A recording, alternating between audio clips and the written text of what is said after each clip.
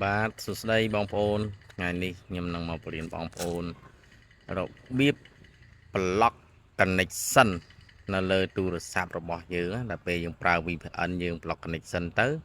វាមានអត្ថប្រយោជន៍ច្រើនសម្រាប់យើងពេលយើងបើក VPN ហើយយើងផុសទៅធ្វើមិនឲ្យ page យើងធ្លាក់primary មកខ្មែរអញ្ចឹងកុំឲ្យវាដាច់ primary អញ្ចឹងណាហើយវីដេអូនេះសម្រាប់បងប្អូនដែលមិនទាន់ចេះអាចតាមដានរបស់វីដេអូរបស់ខ្ញុំបានដោយសារអីការ block connection វាមានអត្ថប្រយោជន៍ច្រើនបងប្អូនវាមានអត្ថប្រយោជន៍ច្រើនទី1ពេលអ៊ីនធឺណិតរបស់បងប្អូនដាច់សេវាទៅអញ្ចឹងវានឹងបិទប្រព័ន្ធនៅក្នុង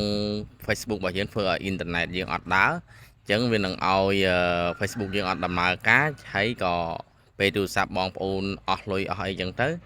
ក៏វាមិនធ្លាក់ primary មកខ្មែរវិញដែរអញ្ចឹងណាហើយនេះជាចំណុចសំខាន់វាការពារ account Facebook យើងបានល្អយើង block វាអញ្ចឹងទៅវាល្អសម្រាប់ account Facebook យើង block លើទូរស័ព្ទដៃឬក៏យើង block លើ LD ក៏យើង block ចឹងដែរព្រោះអ៊ីនធឺណិតរបស់យើងវាអត់ទៀងទេពេលថ្ងៃណាមួយវាអាចដាច់ពេលខ្លះដាច់ភ្លើងឬអ៊ីនធឺណិតអត់មានសេវាអញ្ចឹងវាធ្វើឲ្យទូរស័ព្ទរបស់យើងហ្នឹងវាពិបាកវាធ្វើឲ្យ page យើងធ្លាក់ primary មកខ្មែរវិញតែម្ដងហើយចំណុចយើង block connection នេះសំខាន់មែនទែនពិតជាសំខាន់ឥឡូវកុំឲ្យខាតពេលយូរមកតាមដានក្នុងវីដេអូរបស់ខ្ញុំបន្តទៀតខ្ញុំនឹង block connection បានយើងត្រូវតែdown កម្មវិធី VPN របស់យើងសិនដែលយើងប្រើ VPN ណាយើងប្រើ VPN មួយណាយើង down មួយហ្នឹងទៅយើងចូលក្នុង Play Store នេះមកបងប្អូនសំខាន់ត្រូវ download VPN មួយសិនតើបងប្អូនប្រើ VPN មួយណាហើយអញ្ចឹងបងប្អូនប្រើ VPN មួយណាបងប្អូនប្រើវាយ VPN ហ្នឹងមួយមកអញ្ចឹងយើងវាយ VPN មកដូចវាថាខ្ញុំប្រើ Express VPN អញ្ចឹងណាអញ្ចឹងយើងវាយវាចេញសិនមកយើងហ្នឹងមកបាទហើយយើង download វាមកបងប្អូននេះដោយសារខ្ញុំ download រួចរាល់ហើយអញ្ចឹងខ្ញុំមិនបាច់ down ទៀតទេអញ្ចឹងខ្ញុំចូលទៅ VPN តែម្ដងទៅខ្ញុំអត់បាន update ខ្ញុំចូលទៅ VPN របស់ខ្ញុំបងប្អូនចូលទៅ VPN ហ្នឹងឡើយយើងចុចលើ VPN មកបាទ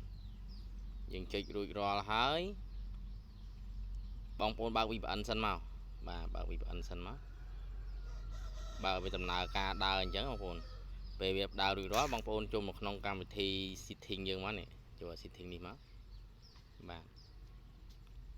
យើងចូល setting ហើយយើងយកពាក្យនេះ connection and sharing យកលើពាក្យមួយហ្នឹងបងប្អូនហើយបន្ទាប់មកយើងយកពាក្យថា VPN នេះបងប្អូនបាទហើយយើងចុចគៀននេះមកយើងចុចកន្លែង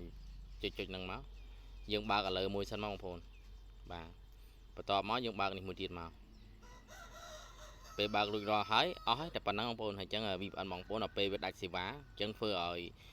អ៊ីនធឺណិតនៅក្នុង Facebook របស់យើងវាអត់ដើរអញ្ចឹងវីដេអូរបស់ខ្ញុំមានតែប៉ុណ្ណឹងអរគុណច្រើន